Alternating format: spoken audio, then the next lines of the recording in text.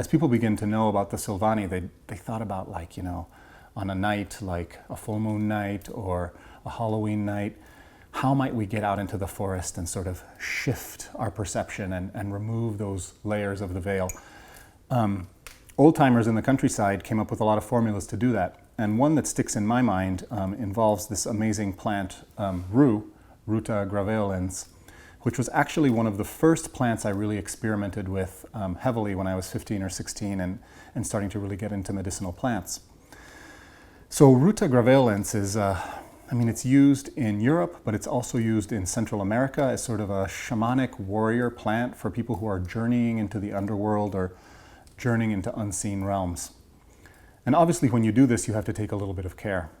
So rue is used as a protector, both as a talisman that you might bring with you or wear around your neck, but also as a tea that you might take. And so I got into that, and one night under a willow tree right by this pond, it was a full moon night, I drank this incredible infusion of rue that I had brewed really, really strong. And anyone who's ever tried rue, you'll know that trying to drink a pint of rue infusion, it might taste okay going down, this sort of like citrusy bergaptin quality.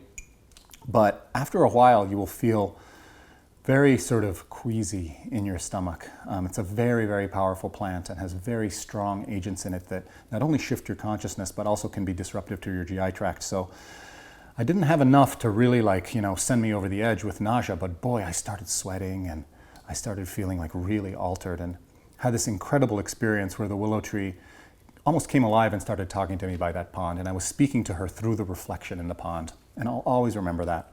I stayed up all night too, because rue is very stimulating and definitely can keep the spirit going for sort of all-night revelry.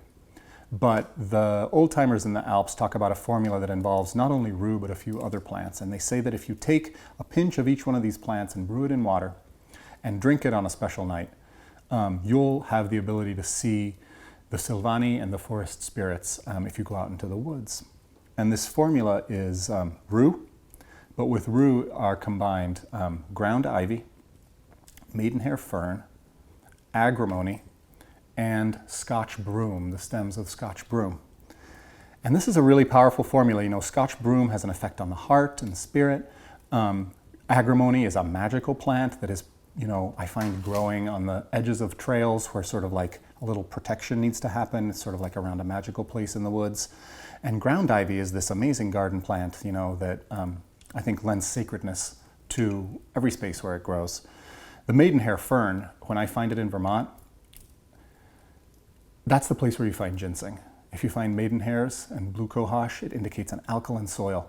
And it's really a place where you should keep your eyes open September, October for the red ginseng berries. So all of the plants in this formula, you know, rue, agrimony, ground ivy, maidenhair fern, Scotch broom, very, very powerful spiritual plants. And if you combine them and you go out into the woods, chances are you might see some spirits. Be prepared for a very sort of stimulating experience. This is not something that's going to put you to sleep.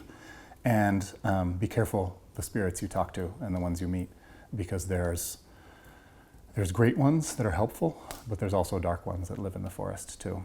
And talking to them both can be great, but don't just necessarily do everything that you're told without questioning it.